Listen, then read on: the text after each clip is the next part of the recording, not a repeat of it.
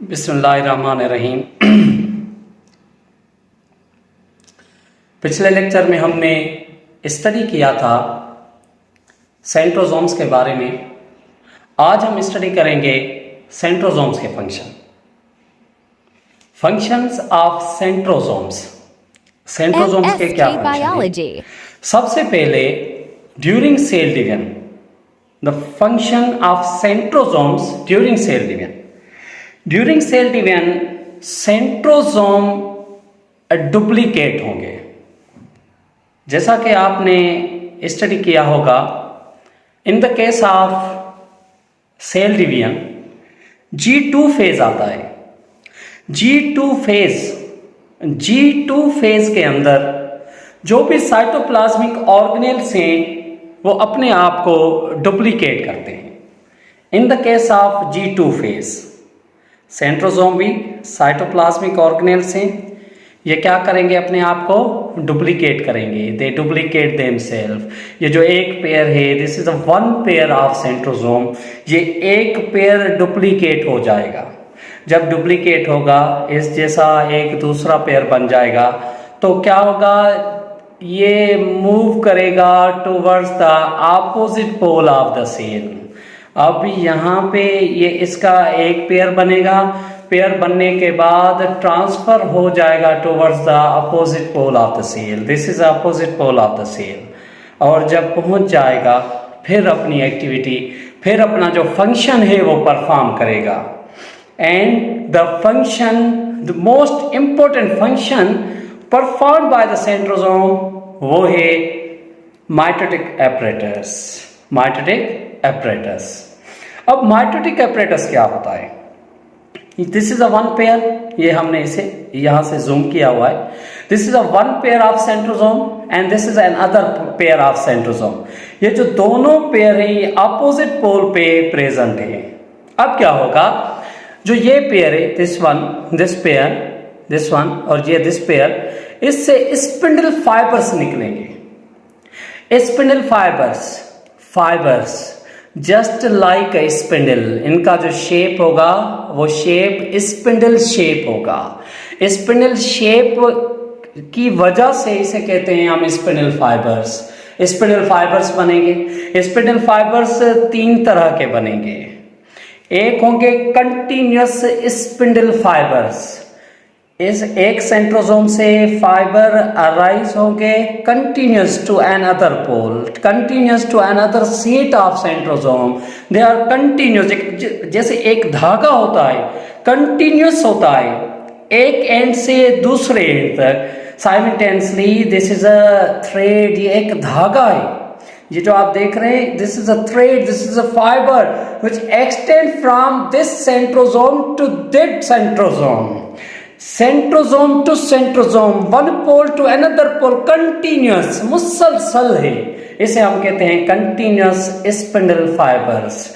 Continuous from one pole of the cell to another pole of the cell, इसे क्या कहेंगे? Continuous spindle fibres. और दूसरा जो बनेगा स्पिंडल फाइबर्स वो है discontinuous spindle fibres. This is a discontinuous spindle fibre. Discontinuous का मतलब क्या होगा? डिसकंटिन्यूअस का मतलब होगा अराइज तो होगा, निकलेगा तो सही सेंट्रोसोम से, पर ये बिल्कुल सेंटर में जब पहुंचेगा, you can observe here, this is the centre of the cell. Hypothetically हम इसे कहते हैं ये सेंटर है सेल का। ये जो सेंटर है, इस सेंटर पे पहुंच के खत्म हो जाएगा। ये है डिसकंटिन्यूअस, मुसलसल नहीं। ये डिसकंटिन्यूअस है, मुसलसल नहीं है। ये एक सेंट्रोसोम से अराइज तो होगा, पर क्या हो जाएगा? खत्म हो जाएगा, एंड अप हो जाएगा at the centre of the cell. यहां से भी थ्रेड्स निकले, सेंटर तक पहुंचे, खत्म हो गए।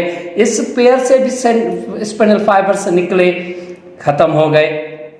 इस तरह से ये सेंट्रोसोम से बनेंगे तो सही, पर जब बीच में आएंगे, जब सेंटर ऑफ द सेल आएंगे, तो क्या हो जाएंगे? खत्म हो जाएंगे।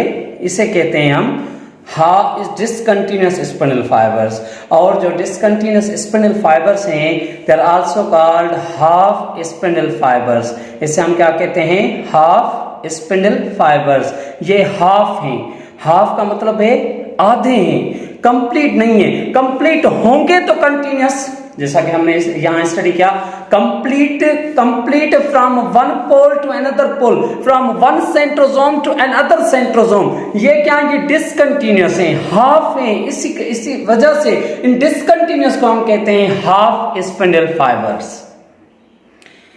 And the third type of spindle fibres are astral. Astral, they are present around, these are look like a rays, जैसे किसी चीज में रेज निकलते हैं उस तरह से ये अराउंड द सेंट्रोसोम होते हैं।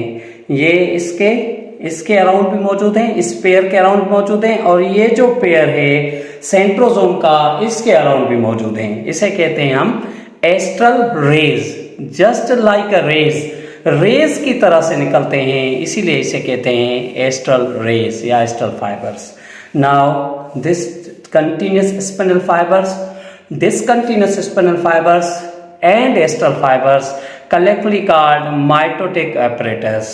इन्हें क्या कहते हैं हम? माइटोटिक apparatus कहते हैं।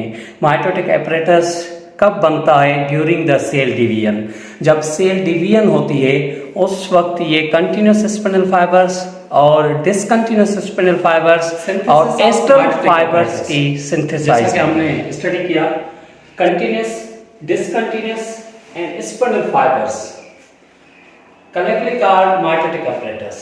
ये जो माइटोटिक apparatus है ये बनाना फंक्शन है सेंट्रोसोम्स का। उसके आगे जो फंक्शन है, this serve as the centre for the production of basal bodies. Now basal bodies, जो बेसल बॉडीज हैं वो ये आप देख सकते हैं यहाँ पे, ये स्ट्रक्चर है बेसल बॉडीज की। और बेसल बॉडीज से क्या बनते हैं? सीलिया और फ्लैजिला बनते हैं। यहाँ लिखा हुआ है, this is the third function of centrosomes के cilia and flagella are drive from centrosome. जो सीलिया है और फ्लैजिला है, सीलिया we have found in the case of paramecium. You can see here, this is the paramecium, and the paramecium, the complete cell is surrounded by cilia. ये आगे हम पढ़ेंगे cilia के structure detail से। cilia locomotory structure से in the case of paramecium मिलते हैं। और flagella, these are the flagella. flagella ये आप देख सकते हैं, flagella in the case of living organism मिलते हैं, ये भी लोकोमोटरी स्ट्रक्चर से। और ड्राइव फ्रॉम सेंट्रियोल्स, कहां से बनते हैं? सेंट्रियोल्स से बनते हैं।